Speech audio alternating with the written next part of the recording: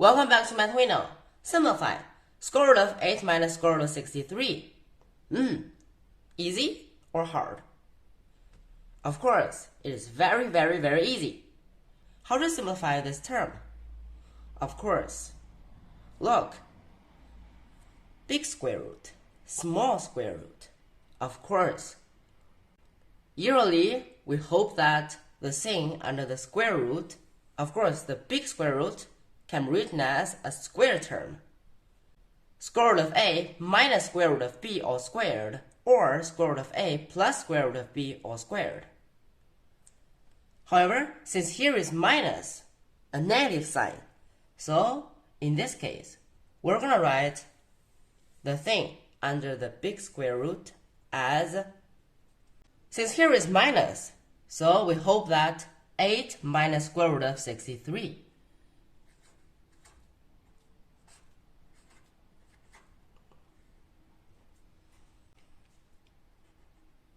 It can be written as square root of a minus square root of b all squared. Of course, square root of a minus square root of b all squared, it is a plus b, and then minus 2 times square root of ab. So now we hope this thing will happen. That is, a plus b, it is 8. And 2 times square root of ab, it is square root of 63. Of course, a plus b is 8. It is easy. We don't have to care about it. The only problem is how to find a and b. And 2 times square root of ab is equal to square root of 63. Of course, we know that square root of 63 is equal to, if it is equal to 2 times square root of ab, this 2 times square root of ab, this 2, it can jump into this square root, so it is equal to 4 times ab. Now, of course, how to find the values of a and b? Of course, you can say that 4 times ab is equal to 63 and a plus b is equal to 8. And then you should solve this system of equations. However, a and b are not integers. So that's a little bit complicated. Our problem is 63 is not divisible by 4. If it was, a and b could be found very easily. However, it's not. We have our method. Square root of 8 minus square root of 63. Under this big square root.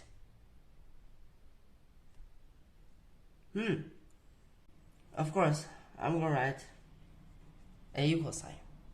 Now we can do this. 8 minus square root of 63. Because 63 is not divisible by 4. And we lack a 2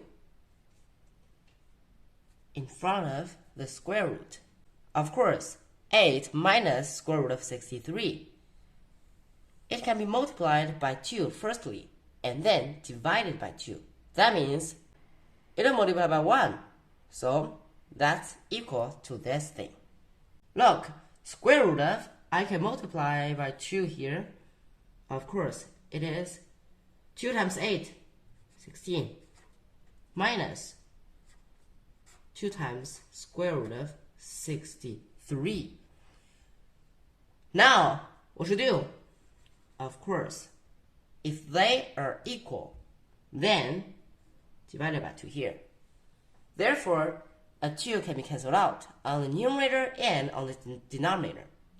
So here is 8 minus square root of 63. That's the same thing. That's a special idea. Have you got it? Now, of course, this 2 on the denominator, we don't have to care about it. We don't have to care about it anymore. So then, this one will be better. Look, the denominator, oh no, the numerator first. square root of 16 minus 2 times square root of 63 divided by the denominator, square root of 2. That's the same thing. We have to focus on the numerator. Square root of 16 minus 2 times square root of 63.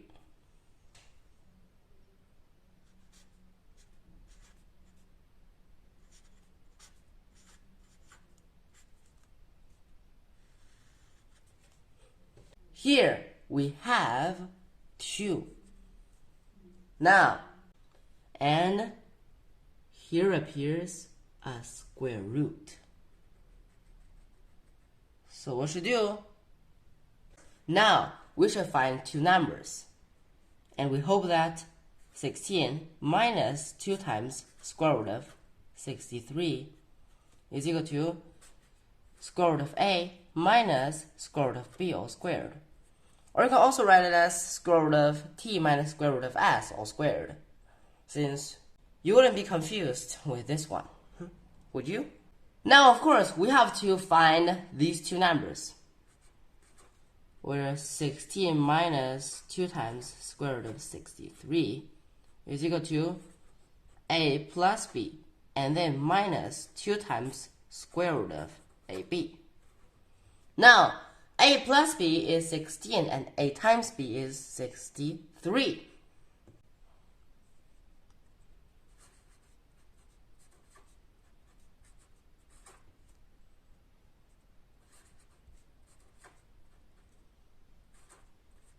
We have to find these two numbers. Of course, you can find two integers, a and b.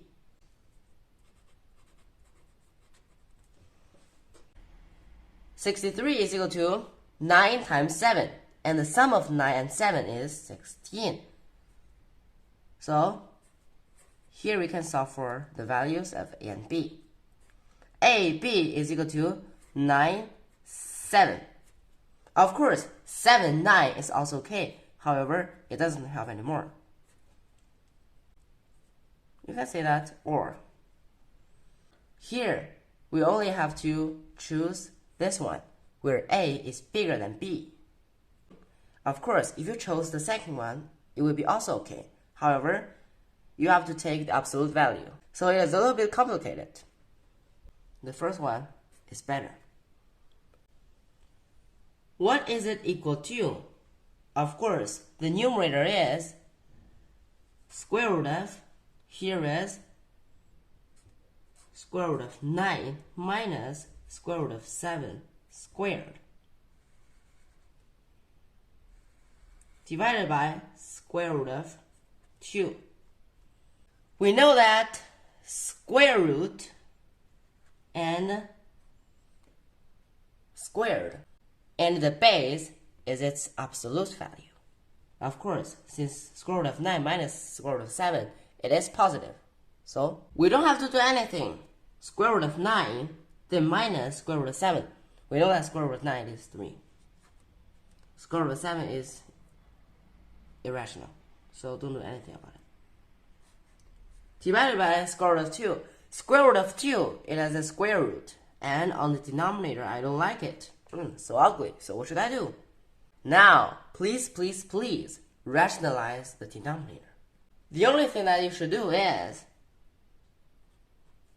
multiply the numerator and the denominator by square root of 2.